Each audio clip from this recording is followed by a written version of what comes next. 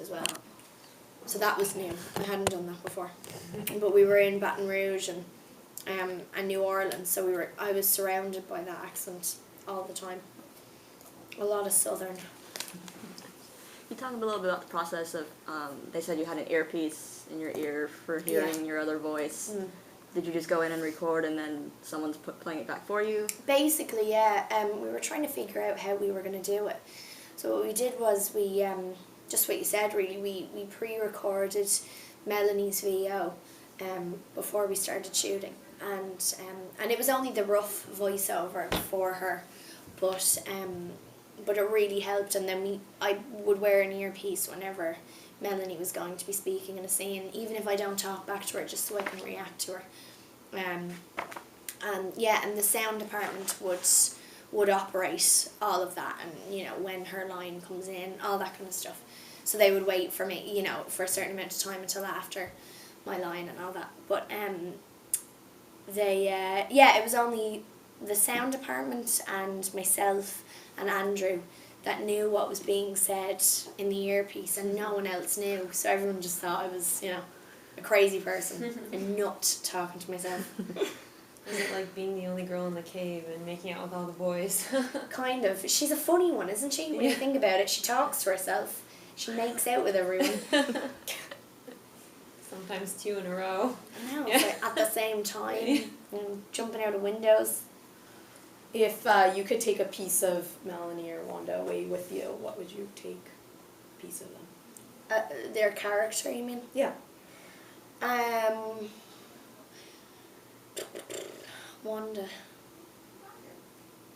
Wanda's got great posture.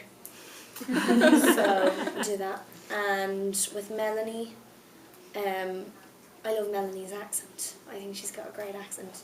I don't know if I'd want to give up my own accent. But I'd probably pick her accent. Or just her willingness to fight for everything that she believes in, and she's such a fighter, and I really respect her for that. And as a character, I respect her more than, not more than Wanda, but I certainly really admire her. So, yeah. So one of your fans on Twitter wants you to describe Jake and Max in one word. In one word? In one word. Oh, They're boy. putting the pressure on. It's that live Twitter thing that you're doing. You have to tell them I said hi. Yes. Okay, Jake in one word. Mm-hmm.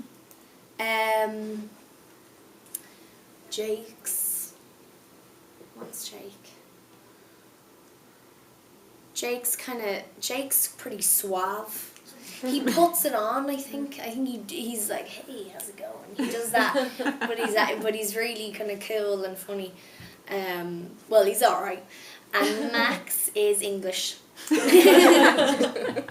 Max is English/Irish. Did you know I was going to say that? No, he was sitting here and he was like, am I sounding sick? Am I coming across as sick? I'm like, nope, just British. Max smokes a lot, so that's probably why he sounds sick. Because he smokes a lot. I'll do it. Did you give him a hard time about that? Yeah, because it's not like he just, he's going out for smoke. He smokes a lot, so he needs to. That's probably why he sounds sick. You have to kiss him after he smoked? Yeah, and V. Neal, the makeup artist, she used to come up to him and she'd hand him a mint. Oh. And she'd say, I think you should take this, honey. Because you're going to kiss my baby over there. And V was great. She used to look after me.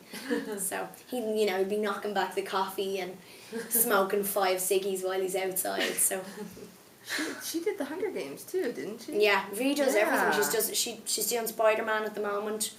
She did The Lost Boys. Wow. She's amazing. She really is amazing. And talk about the context, the horror stories. The contacts were fine. At the start I was really worried that I wasn't going to be able to really see anyone properly through them, because there's only a little kind of pinhole in the middle, and it's really like looking through tunnel vision. Mm-hmm. And your vision is clouded and all that kind of stuff. So I was really worried that I wasn't going to be able to perform properly just because I couldn't see anyone. But you get used to it and your eyes adjust, and it's fine. It can be uncomfortable when they start to get dry, as I'm sure you guys wear lenses as well. But I was very lucky because I had a lens tech who would just drop them all the time. And but there was one day where we were in New Mexico near the end, and I just had to walk across a dune. It was a very simple shot, just me walking and maybe talking to myself a little bit. And all of a sudden, out of the blue, which happens a lot in the desert, obviously, a sandstorm erupts out of nowhere, and the sand is just being hurled at my face, and I've got these lenses in, and it's pretty dangerous, I think, actually, if sand gets into your eye when you've got lenses on. But you know, they were all right, and they looked freaky, and you know. I'm sure there's been times where we've been walking down the street trying to get to a location or something, and people they're a bit weirded out by the weird silver ring around my eye. Did you get to keep them? I didn't want them. Maybe for Halloween or something. Don't. Yeah, I know. No, I was happy enough to give them back. Although I was thinking it would be a good idea to bring the lenses out to coincide with the film. Maybe if people wanted to, I don't know, if the film does well, maybe they'll want to dress up as aliens. What beauty products do you splurge on, and what do you try to save money on? I don't really splurge on a lot of stuff. I mean, when I'm working, there's always brands that will, like Dermalogica, and you know who I love actually, they sent some stuff to a film I was on recently, Neil's Yard, which is a place in London, but there's a brand called Neil's Yard, and they have really nice kind of organic lavender creams and balms for your face, and really good lip balm and things like that. So they're really good. I mean, I don't wear that much makeup or anything like that. I really like Tom Ford foundation.